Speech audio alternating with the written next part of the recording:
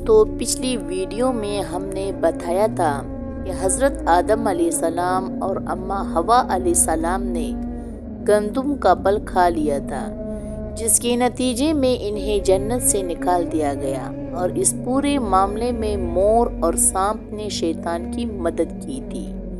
آج کی ویڈیو میں ہم آپ کو بتائیں گے کہ حضرت آدم علیہ السلام اور اماں حوا علیہ السلام کی زمین پر انسانی زندگی کا سفر کیسے شروع ہوا، انہیں کن مشکلات کا سامنا کرنا پڑا، ان کی وفات کیسے ہوئی، مور اور سانپ کو اللہ نے کیا سزائیں دی۔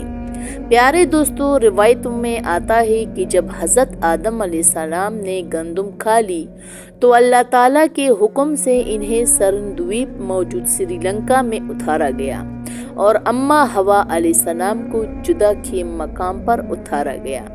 چونکہ شیطان کی اس چال میں مور اور سانپ نے بھی اس کا ساتھ دیا تھا، اس لیے اللہ تعالیٰ نے سب سے پہلے مور کو بلایا اور فرمایا، اے مور، تمہارا قصور بہت بڑا ہے، اگرچہ تم نے براہ راست گناہ نہیں کیا، لیکن تم بالکل بے گناہ بھی نہیں ہو۔ تم جانتے تھے کہ میری اجازت کے بغیر کوئی بھی جنت میں داخل نہیں ہو سکتا، پھر بھی تم نے ایک اجنبی کو اندر جانے میں مدد دی، اس لیے تمہیں سزا دی جائے گی۔ پہلی سزا، اب جنت میں تمہاری کوئی جگہ نہیں رہے گی۔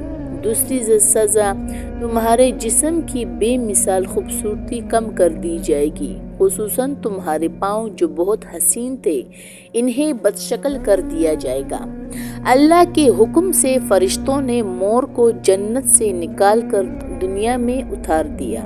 پھر اللہ تعالیٰ نے سانپ کی طرف توجہ فرمائی اور ارشاد فرمایا، اے سانپ، میں نے تمہیں تمام مخلوق میں سب سے زیادہ حسن دیا، تمہیں جنت میں رکھا، مگر تم نے میرے حکم کی مخالفت کی اور شیطان کو میری اجازت کے بغیر جنت میں داخل کروایا۔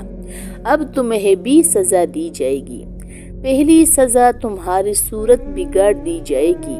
دوسری سزا، تمہارے پاؤں ختم کر دیے جائیں گے، اب تم ساری عمر رینگ کر چلو گے۔ تیسری سزا، جس منہ سے تم نے شیطان کو جنت میں پہنچایا، اسی منہ میں خوشبو کی جگہ زہر بھر دیا جائے گا۔ انسان تمہیں دکھتے ہی مارنے کی کوشش کرے گا، اور فرشتوں نے سانپ کو بھی جنت سے نکال کر دنیا میں اتار دیا۔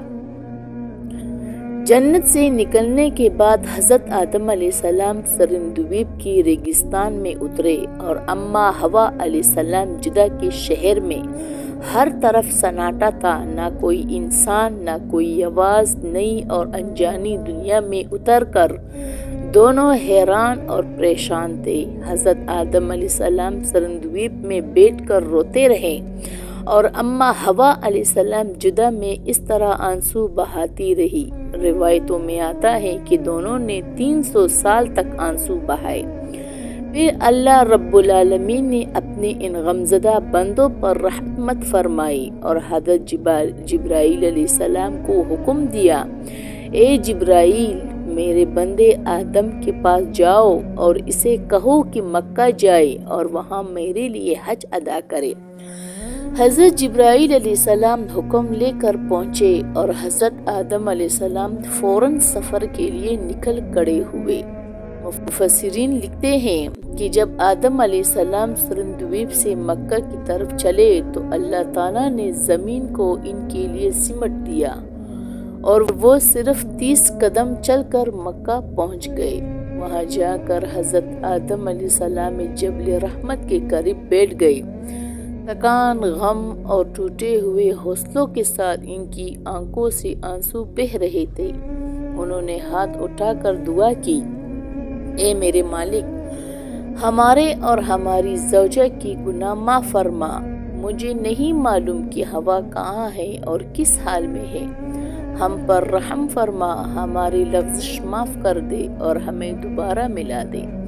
پھر اللہ نے ان کی دعا قبول فرمائی۔ آسمان کی طرف دیکھا تو اچانک عرش الہی کا نور چمکا اور اس پر لکھا تھا، لا الہ الا اللہ محمد رسول اللہ، یہ دیکھ کر ایک یاد تازہ ہوئی، جب اللہ نے انہیں پیدا فرمایا تھا تب پہلی بار یہی کلمہ انہوں نے عرش کے نیچے دیکھا تھا۔ حضرت آدم علیہ السلام نے دوبارہ دعا کی، اے ہمارے رب، اپنے محبوب محمد صلی اللہ علیہ وسلم کے وسیلے سے ہمارے گناہ معاف فرما دے۔ یہ نام زبان سے نکلتے ہی رحمت الہی جوش میں آ گئی اور اللہ نے ان کی دعا قبول کر لی۔ اسی دوران حضرت حوا علیہ السلام جدہ سے مکہ کی طرف آتی ہوئی نظر آئی۔ 300 سال بعد ملنے کا منظر انتہائی جذباتی تھا۔ دونوں گلے مل کر پوٹ پوٹ کر رو پڑے۔ پھر اللہ کے حکم سے حضرت جبرائیل علیہ السلام ایک جوڑی اونٹ، ایک جوڑی گائیں اور کچھ گندم کے بیج لائے تاکہ انسان اپنی روزی کمائے۔ حضرت آدم علیہ السلام کو کھیتی باڑی سکھائی گئی۔ اماں حوا علیہ السلام کو روٹی بنانا سکھایا گیا۔ آگ کا مسئلہ پیش آیا تو حضرت جبرائیل علیہ السلام دوزخ سے چنگاری لائی، مگر زمین اسے نہ تھام سکی۔ پھر اللہ کے حکم سے اسے 7 مرتبہ رحمت کے نہر میں دھویا گیا، تب آگ زمین پر ٹھہر گئی۔ یوں حضرت آدم اور حوا علیہ السلام نے زمین پر اپنی زندگی کا پہلا رزق حاصل کیا۔ حضرت آدم علیہ السلام اور اماں حوا علیہ السلام کی اولاد کے سلسلے میں روایت ہے کہ 180 جوڑے پیدا ہوئے۔ اللہ کے حکم کے مطابق بہن بھائیوں کا نکاح ایک دوسرے کے جوڑوں کے ساتھ ہوتا تھا۔ پہلا اختلاف قابیل اور حابیل کے درمیان پیدا ہوا۔ دونوں نے قربانی دی۔ آسمانی آگ نے حابیل کی قربانی قبول کر لی اور قابیل کی نہ ہوئی حسد نے اسے اندھا کر دیا اور اس نے اپنے بھائی حابیل کو قتل کر دیا۔ یوں دنیا کا پہلا قتل واقع ہوا۔ دفن کا طریقہ اسے اللہ نے 2 قوموں کے ذریعے سکھایا۔ بعد میں حضرت آدم علیہ السلام نے حابیل کی لاش دفن کر دی۔ قابیل ساری زندگی ڈر، شرمندگی اور پچھتاوے میں مبتلا رہا، یہاں تک کہ عذاب الہی نے اسے گھیر لیا۔ حضرت آدم علیہ السلام کی دعا پر اللہ نے انہیں ایک نیک بیٹا عطا فرمایا، حضرت شیش علیہ السلام، جن سے نسل انسانی کا مبارک سلسلہ آگے بڑھا۔ اگر ویڈیو پسند آئی ہو تو لائک کرنا نہ بھولیے، چینل کو سبسکرائب کریں اور بیل آئیکن بٹن تاکہ آپ کو ہر نئی ویڈیو کا نوٹیفیکیشن مل جائے۔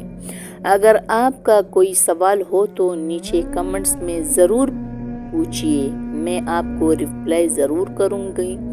شکریہ دیکھنے کی، ملتے ہیں نیکسٹ ویڈیو میں۔ اللہ حافظ۔